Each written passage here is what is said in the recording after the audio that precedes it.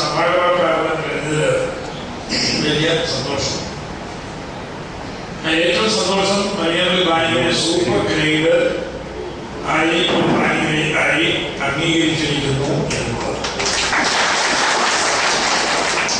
ഈ ബാങ്കിന് 100 കോടി രൂപയുടെ ഡിപ്പോസിറ്റാണ്. ഞാൻ നമ്മുടെ കണക്ക് നോക്കി 99 കോടി എന്ന് പറയുന്നത് 100 കോടിയായിട്ട് കണക്ക്. 68 കോടി രൂപ വായ്പ കൊടുത്തു.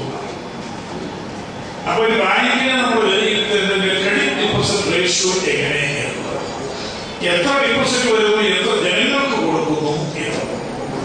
100 വന്നപ്പോൾ 68 കൊടുത്തു ഡിപ്പോസിറ്റ് ക്രെഡിറ്റ് റേഷ്യോ.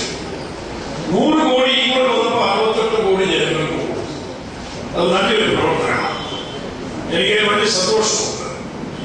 അതുപോലെ തന്നെ 25% ഡിവിഡന്റ് കൈവരുത്തുവാനും കഴിയും എന്നത് വലിയൊരു കാര്യമാണ്. അങ്ങനെ അവസരത്തിലാണ് ഈ ബാങ്കിന്റെ നവീകരണ നടപടികളിലേക്ക് കടക്കുന്നത്. ഞാൻ ബാങ്ക്